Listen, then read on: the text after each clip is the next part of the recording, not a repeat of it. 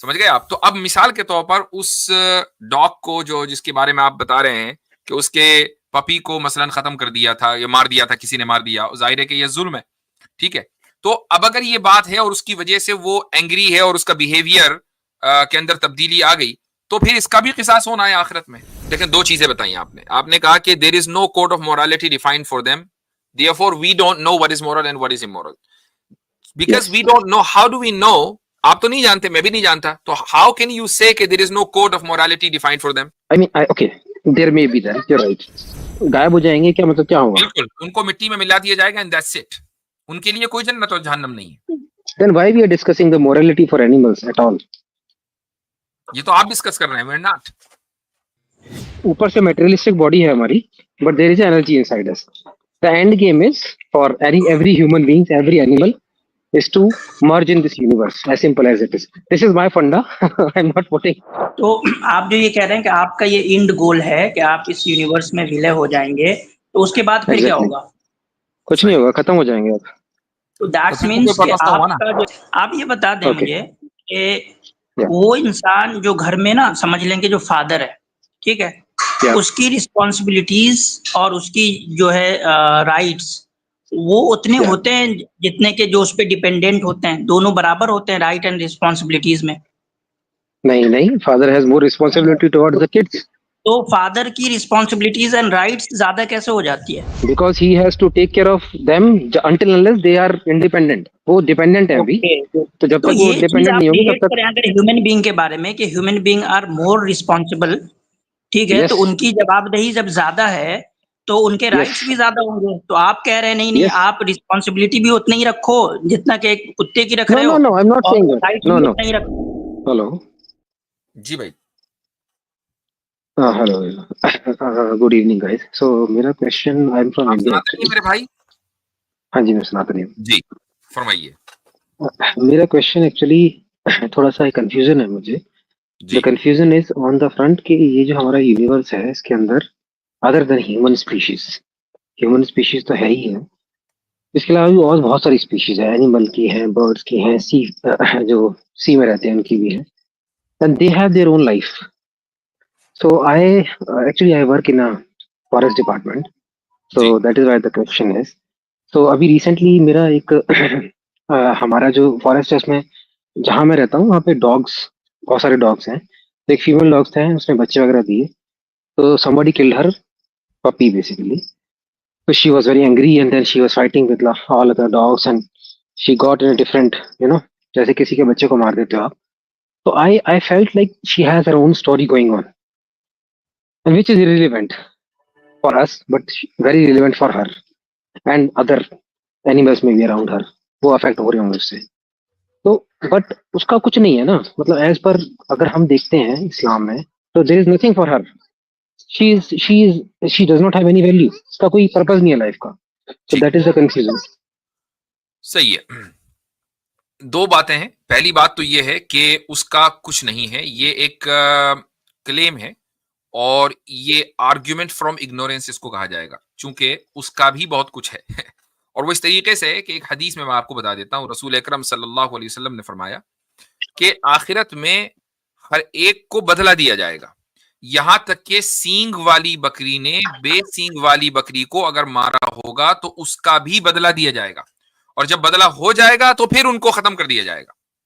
लेकिन बदले से पहले, उस इंसाफ के कायम से पहले ये जो मैदान हशर है वो खत्म नहीं होगा। समझ गए आप। तो अब मिसाल के तौर पर उस डॉग को जो जिसके बारे में आप बता रहे हैं कि उसके पपी को मसलन खत्म कर दिया था या मार दिया था, किसी ने मार दिया, जाहिर है कि ये जुल्म है, ठीक है। तो अब अगर ये बात है और उसकी वजह से वो एंग्री है और उसका बिहेवियर के अंदर तब्दीली आ गई, तो फिर इसका भी किसास होना है आखिरत में। उसको भी, जिसने जुल्म किया, जिस जानवर ने भी जुल्म किया होगा, उस अगर इंसान ने जुल्म किया है तो उस इंसान को, मैं एक वाकया आपको बता देता हूं कि आप सल्लल्लाहु अलैहि वसल्लम ने इरशाद फरमाया कि एक औरत एक बिल्ली की वजह से जहन्नम में डाल दी जाएगी। क्यों? चूंकि उस बिल्ली को उसने बांधे रखा, उसको खाना नहीं दिया, उसको पानी नहीं दिया, वो इस तरीके से मर गई, जिसके ऊपर जुल्म हुआ। लेकिन सजा किसको भुगतनी? उस औरत को। और एक इंसान को एक कुत्ते की वजह से जन्नत में दाखिल किया जाएगा। क्यों? क्योंकि एक कुत्ता बहुत प्यासा था और कुएं में पानी था, वो पानी नहीं पी सकता था, तो उस शख्स ने कुएं से पानी निकाला और उसको उसकी प्यास बुझाई, तो वो और जन्नत में जाएगा। और अच्छा थोड़ा सा मैं थोड़ा सा इसमें एक चीज ऐड कर देता हूँ, थोड़ा सा कॉम्प्लिकेशन फिर भी इसके अंदर बसता है।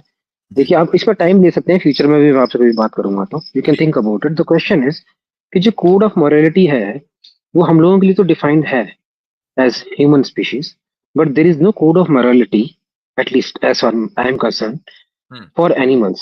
सो वी सही। डोंट नो कि what is moral for them and what is not moral for them.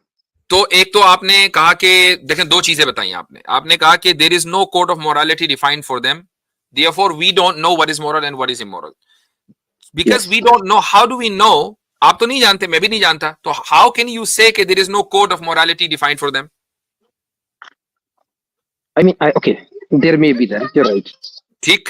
एक देयर बात। मे बी एक बात। दूसरी बात यह कि अगर वो डिफाइंड है या नहीं भी है, तो उनकी मोरालिटी उनके लिए है, उसका हमारे ऊपर कोई फर्क नहीं पड़ता। हमारी मोरालिटी हमारे ऊपर, यानी अगर मान लीजिए वो उनका निजाम गड़बड़ हो जाए या उनके अंदर कोई मोरालिटी या मोरालिटी कुछ ना हो, तो हमारी अकाउंटेबिलिटी खत्म नहीं होती है। क्यों?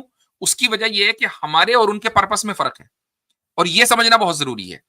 अल्लाह ने, क्रिएटर ने हमें जो पैदा किया है, वो इसलिए पैदा किया है ताकि हमारा इम्तिहान हो, और हम उस इम्तिहान में कामयाब होते हैं, नाकाम होते हैं, उसकी बुनियाद पर यह फैसला हो कि आगे की जिंदगी में हमारे साथ क्या होना है, जन्नत में जाना है कि जहन्नम में जाना है। इसके अलावा इस कायनात में जितनी भी चीजें, जितनी भी स्पीशीज हैं, उनको इसलिए पैदा किया कि वो हमें सर्व कर सकें। ठीक है, तो वो हमें हमारी सर्विस के लिए पैदा हुए हैं। अब उनका यही राइट। मकसद है। अब जाहिर है कि आप ये कह सकते हैं भाई फला जो जानवर है वो किस तरीके से सर्व करता है, ये पूरा एक इकोसिस्टम है। हर जानवर, हर नहीं नहीं, स्पीशीज इकोसिस्टम को सपोर्ट गॉट कर इट, रही गॉट है। इट, उस इकोसिस्टम के सबसे बड़े बेनिफिशियरी हम हैं। I got that point. So basically animal का जो मेन है, एनिमल या जो हिल वगैरह है, there are lot of things which we might see as irrelevant. There is some relevance, but the question is, तो उनका एंड गेम क्या है? What is the end game for animal? So there is a end game for us कि this is your end game, this is what is going to happen at the end. What is going to happen for them at the end? They will simply गायब हो जाएंगे क्या? मतलब क्या होगा? बिल्कुल, उनको मिट्टी में मिला दिया जाएगा एंड दैट्स इट। उनके लिए कोई जन्नत और जहन्नम नहीं है। Then why we are discussing the morality for animals at all? ये तो आप डिस्कस कर रहे हैं, we are not. No, because I am discussing it because I see they have some behavior pattern, they have their own story, which हाँ, is सही है ना। तो basically that. बिहेवियर पैटर्न जो है ना, वो उनकी फितरत में है, तबीयत में है, और उसकी वजह यह है कि उनको भी तो सरवाइव करना है ना, आखिरी जब तक ये दुनिया सरवाइव करेगी। अगर खुदा उनके अंदर कोई बिहेवियर पैटर्न ना डालता तो वो सरवाइव कैसे होते हैं? भाई मिसाल के तौर पर मैं आपको बताता हूँ, एक मिसाल देता हूँ। उसी कुत्ते की मिसाल लीजिए कि जो जिसका बच्चे को मार दिया गया, किसी दूसरे जानवर ने मार दिया, और उसके बिहेवियर में चेंज आया। बिहेवियर में चेंज कैसे आया? वो इसलिए आया कि उसके अंदर खुदा ने, क्रिएटर ने, एक मदरली लव रखा है, राइट? उस जानवर के अंदर अगर ये मदरली लव किसी भी जानवर में ना हो, ह्यूमन, जैसा ह्यूमन में रखा है वैसा ना, मदरली लव रखा है ताकि वो अपने बच्चों को प्रोटेक्ट कर सके। अगर ये मदरली लव ना होता तो वो अपने बच्चों को खा जाती, अपने बच्चों को प्रोटेक्ट न करती, और इस तरीके से वो स्पीशी खत्म हो जाती। स्पीशी खत्म होती है, अगर हर जानवर ऐसे ही होता तो हर जानवर की स्पीशी खत्म होती है और पूरा इकोसिस्टम जो है मुतासिर हो जाता। ये इकोसिस्टम बाकी इसीलिए कि खुदा ने उनके अंदर भी वो इमोशंस रखे हैं कि जिसकी वजह से वो अपने बच्चों की हिफाजत कर सके और ये स्पीशी बाकी रहे। देखिए, इसमें मैं एक पॉइंट ऐड कर देता हूं। इम्पोर्टेंट पॉइंट ये है कि जो दुनिया का हमारा निजाम है ना, ये जो पूरा इकोसिस्टम जो चल रहा है, इंक्लूडिंग एनिमल्स हो गए, प्लांट्स हो गए, फंगी हो गए, माइक्रो ऑर्गेनिज्म हो गए, ये इस दुनिया में आप एक भी एलिमिनेट कर लें, दुनिया का निजाम नहीं चल सकता। मैं एक क्या मतलब जानवर की भी छोड़ दे, कुत्ते की मिसाल भी छोड़ देते हैं, मच्छर आप इस दुनिया से निकाल दें, पूरा आपका इकोसिस्टम की ऐसी की तैसी हुई है। नहीं, this is hypothetical argument you are giving. I don't agree with that. I mean, we should not add this argument in this discussion. आप उससे एग्री होते हैं, डिसएग्री होते हैं, it's not scientifically also it is, I mean, not verifiable. There are a lot of species which has been elapsed and they are still living. So, अच्छा, इसी के अंदर अगर आप ह्यूमन बीइंग को, ह्यूमन स्पीशीज को एलिमिनेट कर दें, जिंदगी के ऊपर फर्क नहीं पड़ेगा। तो वो जो मुफ्ती साहब जो आर्गुमेंट बताने की कोशिश कर रहे हैं ना कि हमारी सब चीजें हमारी इकोसिस्टम का हिस्सा हैं, सारी चीजें, यानी कि कोई ना कोई किसी ना किसी तरह सर्व कर रहा है। एक स्पीशीज, किसी भी चीज स्पीशीज को आप डिस्टर्ब कर दें तो इकोसिस्टम इफेक्ट होगा रिगार्डलेस। हाइपोथेटिकल है, नहीं है, that's debatable, that is something that is debatable, लेकिन इफेक्ट होना है इकोसिस्टम। इंसान के जाने से इकोसिस्टम इफेक्ट नहीं होगा। इसका मतलब ये है कि इंसान इज समथिंग के जो एक डिवाइनली ऑर्डेन, डिवाइनली गाइडेड कोई चीज थी जिसने इंसान को यहाँ पर लाया और सिस्टम का टेम्पररी तौर पे हिस्सा बनाया, और ये सारा सिस्टम जो है इंसान के अलावा जितनी भी चीजें हैं ये सर्व कर रही है इंसान को। ये मुफ्ती साहब समझाना चाह रहे थे। जी हाँ, बिल्कुल। मुफ्ती साहब, Okay, Mufti Sahab, I think okay, एक go दो ahead. सवाल Go करना ahead. चाह रहा था, आप इजाजत दे जी, दें। यासीन भाई। या नाम सोल भाई, आपको अपना पर्पस पता है? What is your purpose? What is my purpose? Yes. There is, see, the purpose is to eventually see we are a energy. We have energy inside us. Everybody has some energy, right? जिसको soul बोलते हैं, कुछ भी बोल सकते हो। सो जब हम इस यूनिवर्स में उस एनर्जी को अटेन करते हैं, ऊपर से मेटेरियलिस्टिक बॉडी है हमारी, but there is energy inside us. The end game is for every human beings, every animal is to merge in this universe, as simple as it is. This is my funda. I'm not putting this on you, but this is what I feel. Okay, so you are saying इस पे basically you are presenting अगर the discussion go ahead. you are presenting the mainstream Hindu views, yeah. So you are part of the universe, आप universe के part हैं और इसमें विलय Yes. हो जाएंगे आप। I told ठीक है। I'm Sanatani, so I have something that kind of philosophy. Yes. समझिए। तो आप जो ये कह रहे हैं कि आपका ये इंड गोल है कि आप इस यूनिवर्स में विलय हो जाएंगे, तो उसके बाद फिर क्या Exactly. होगा? कुछ नहीं होगा, खत्म हो जाएंगे आप। तो दैट्स फिर तो मीन्स कोई कि purpose तो हुआ ना। आपका जो एग्जिस्टेंस है दैट्स तो अगर Purposeless। यही चीज हमारे इसमें तो इंसान के लिए नहीं है, ह्यूमन बीइंग के लिए ये बात नहीं है कि इनका एग्जिस्टेंस जो है वो विलय के बाद खत्म हो जाता है, लेकिन हमारे हाँ। यहाँ ये कॉन्सेप्ट एग्जैक्टली आपके जैसा नहीं, ऐसा कॉन्सेप्ट हाँ। हम ह्यूमन बीइंग के अलावा दूसरे स्पीसीज पे अप्लाई करते हैं, तो यू आर नॉट सेटिस्फाइड। हम कह रहे हैं कि वो जो बकरी है, भेड़ है, बकरी है या और जो दूसरे जानवर हैं, वो वजूद है, उनका अभी एग्जिस्टेंस है, तो वो नॉन एग्जिस्टेंट हो जाएंगे। से ठीक है, देखिए, आप उनके मेरी लिए बात को अलग हो समझिए जाएगा ना, वजूद से। आप मेरी बात समझिए। I am consistent for both humans and animals. You are giving two different logic for humans and animals. That is the point. No. आप ये कह रहे हैं कि ह्यूमन में और ह्यूमन में एनिमल में कोई फर्क नहीं है, आपके लिए दोनों सेम है। You are not differentiating between human being and animals. I am not differentiating. Yes, I am नहीं, saying a dog is. अच्छा, अगर ये बात है एक्सटर्नल सोल साहब, आपने कहा Yes. क्या है, इटर्नल है कि एक्सटर्नल है, कौन है आप? Eternal. इटर्नल है। अच्छा, सही है। soul तो is अगर ये eternal, बात है कि एनिमल्स और Yes, ह्यूमन में कोई डिफरेंशिएट आप नहीं कर रहे हैं, तो क्या वजह है हाँ। कि ह्यूमन जो है वो ज्यादा कॉन्शियसनेस रखता है और एनिमल्स हाँ। नहीं रखते? Yeah. So कोई ना कोई so वजह I'll तो tell होगी you. ना। और So फिर the difference is. पूरे हाँ। एनिमल किंगडम में सिर्फ और सिर्फ ह्यूमन ही है, कोई दूसरा भी हो सकता था जो इतना कॉन्शियसनेस रखता? No, it is us who call it as human. अब मतलब ये human नाम तो हमने दिया है ना. This is vocabulary वाला हम ही concept तो है. देंगे, डॉग को भी तो डॉग ने खुद अपना नाम क्यों रखा? हमने दिया है, सबको नाम हम ही ने दिया है। वही तो हमने अपने आप को डिफरेंशिएट कर लिया है एनिमल स्पीशीज से, but we are also an animal basically. We are much more evolved animals. मैं बात कह रहा हूँ कि एवोल्यूशन हमारा बेहतर, ज्यादा तरीके से बेहतर, इन द सेंस कि हमारे पास ज्यादा बेहतर कॉन्शियसनेस है। ऐसा क्यों हुआ? यस.